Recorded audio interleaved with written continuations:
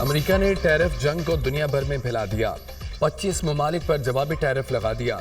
अमेरिकी सदर का पाकिस्तान पर 29% जवाबी टैरिफ लगाने का ऐलान। कहा कि पाकिस्तान हमसे 58% टैरिफ चार्ज करता है। अमेरिका भारत पर 26, चीन पर 34, यूरोपीय यूनियन पर 20% टैरिफ आयद करेगा। सऊदी अरब, कतर, अफगानिस्तान पर 10% टैरिफ आयद होगा। बांग्लादेश पर 37, जापान पर 24, इसराइल पर 17, बरतानिया पर 10% टैरिफ आयद करेंगे। गाड़ियों की दरामद पर 25% इजाफी टैक्स आयद करेंगे। जवाबी टैरिफ का नफाज अमेरिका के लिए अच्छा होगा। दूसरे ममालिक के टैरिफ से अमेरिका को नुकसान पहुंचा। आज हमारी इक्तिसादी आज़ादी का दिन है। महसूलात से हासिल रकम को अपने टैक्सों को कम करने के लिए इस्तेमाल करेंगे। बरसों अमेरिकी शहरियों को साइडलाइन रखा गया। दूसरे कौमें ताकतवर बन गईं। अब अमेरिका की खुशहाली की बारी है। अमेरिकी सदर डोनाल्ड ट्रंप ने जवाबी टैरिफ के एग्जीक्यूटिव ऑर्डर पर दस्तखत कर दिए।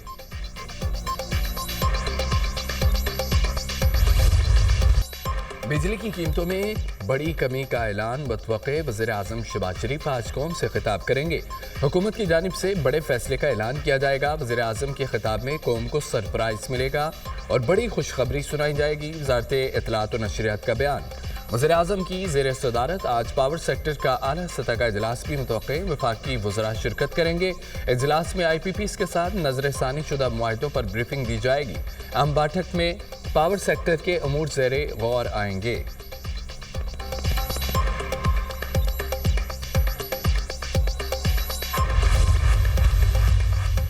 वज़ीर-ए-आज़म कौम से खिताब में खुशखबरी सुनाएंगे। ये 2022 से अब तक की मेहनत का समर और अल्लाह के करम का नतीजा होगा।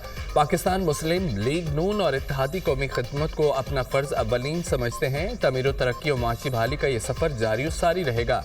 वज़ीर दिफा ख्वाजा आसिफ का एक्स पर पैगाम।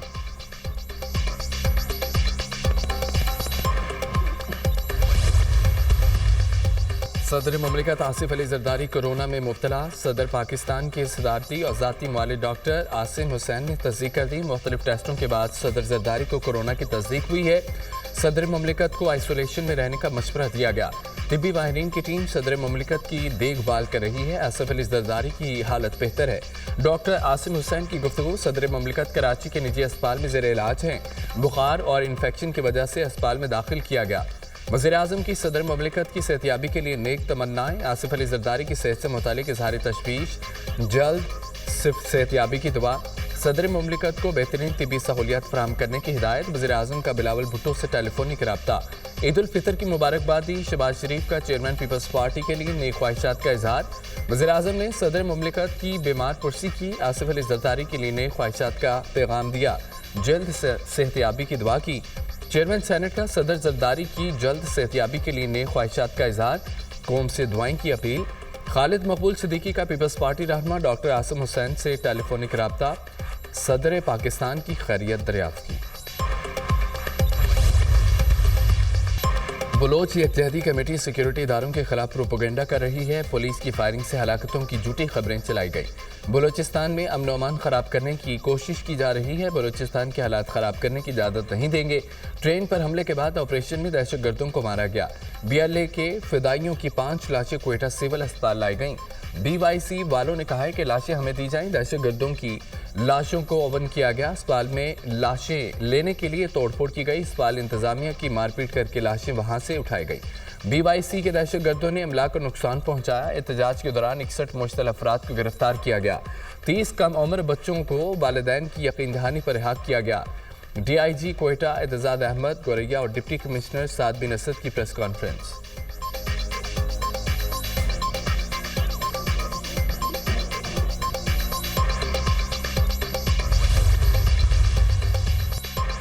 भारतीय फजाइया का जैगवार लड़ाका तैयारा जिला गुजरात में गिरकर तबाह। जंगी तैयारा तकनीकी खराबी के बायस गिरा। भारतीय फजाइया के तैयारे गिरना मामूल बन चुका है।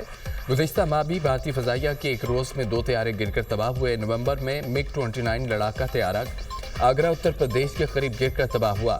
तैयारा हादसात भारतीय फजाइया की ऑपरेशनल तैयारियों और हिफाजती मेयार पर संगीन सवालात हैं। मोदी की नाक़िस पॉलिसियों की वजह से भारत का दिफाई निज़ाम खोखला हो चुका है। दिफाई माहिरीन।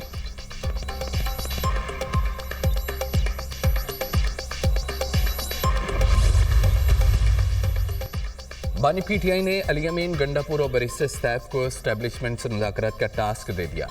बानी पीटीआई से अल-यमीन गंडापुर और बैरिस्टर सैफ की मुलाकात की अंदरूनी कहानी सामने आ गई।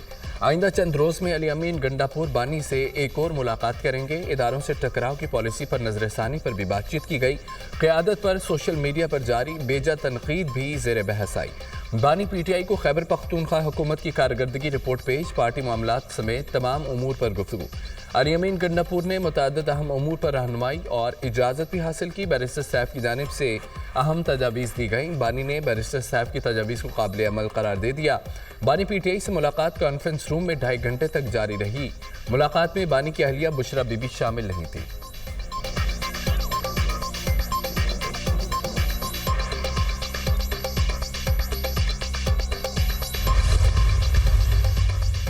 डट के रो रहा है कप्तान उस्मा बुखारी का बानी पीटीआई के खुफिया एनआरओ मांगने पर रद्द-ए-अमल। वो मान नहीं रहा, लेकिन सवाल है कौन?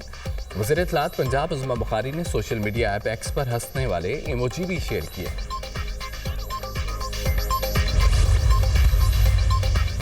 अफगान मुहाजिरीन की रज़ाकाराना वापसी की डेडलाइन खत्म। कोयटा में इंतजामिया की जानिब से मुख्तलिफ इलाकों से मुहाजिरीन के खिलाफ ऑपरेशन का आगाज़। पहले मरहले में मशरक़ी और मगरबी बाईपास, सरियाब और दीगर इलाकों में कार्रवाइयों का फैसला। ईद की छुट्टियों के बाद वापस अफगानिस्तान न जाने वाले अफराद के खिलाफ कानूनी कार्रवाई की जाएगी। वज़ारत दाखिला अफगान शहरियों की बाब दोस्ती से वतन वापसी के लिए तैयारियां। चमन में पाक अफगान बॉर्डर क्रॉसिंग पॉइंट बाब दोस्ती पर डाटाबेस कैंप कायम कर दिए गए। नादरा की जानिब से अफगान शहरियों का बायोमेट्रिक किया जाएगा। अफगान शहरियों की मुल्क बदरी का अमल आज से शुरू होगा। डीसी चमन।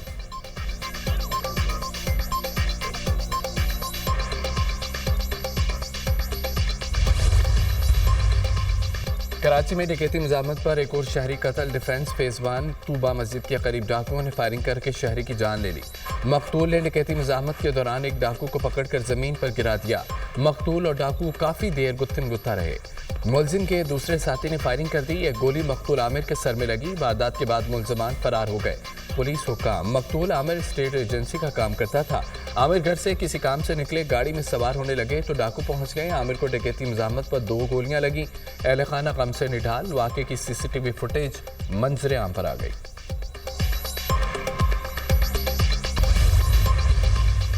कराची में माई कलाची फाटक के करीब वाटर टैंकर ने रिक्शे को टक्कर मार दी। खातून समेत 2 अफराद जख्मी, अस्पताल मुंतकिल कर दिया गया। हादसे में मोटरसाइकिल और गाड़ी को भी नुकसान। मुश्तल शहरियों ने वाटर टैंकर के शीशे तोड़ दिए। ब्रेक फेल होने से वाटर टैंकर बेकाबू हुआ। ड्राइवर मौके से फरार हो गया। जल्द गिरफ्तार कर लेंगे। SSP south. ड्रग रोड के करीब मुसाफिर बस उलट गई, 3 अफराद जख्मी।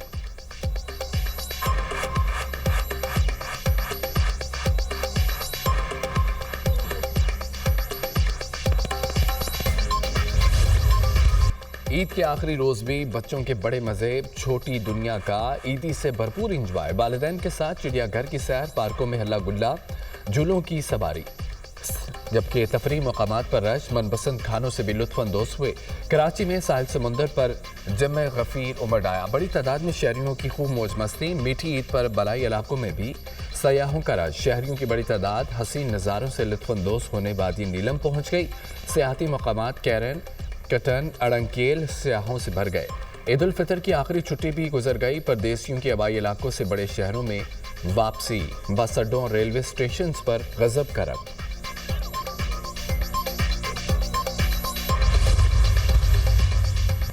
वज़ीर आला पंजाब मरीम नवाज का किरायों की ओवर चार्जिंग के सदेबाप की मुहिम जारी रखने का हुक्म। ईद ताइतलात खत्म होने पर मुसाफिरों से मुकर्ररा किरायों की वसूली यकीनी बनाने की हिदायत। मरीम नवाज ने कहा कि लाहौर और दीगर शहरों में मुसाफिरों से ज़ायद किराया वसूल करने वालों के खिलाफ कार्रवाई की जाए। ओवर चार्जिंग की सूरत में मुसाफिरों से वसूल करदा किराया वापस कराएं और बस अमले पर जुर्माना आयद किया जाए। ट्रैफिक कवानीन की मुकम्मल पाबंदी कराने की हिदायत। वज़ीर आला मरीम नवाज की ऑटिज़म के शिकार बच्चों को ईद उल फितर की खुसूसी मुबारकबाद। ऑटिज़म में मुब्तला बच्चों की तालीम व तरबियत और बहाली के अज़्म का अदा।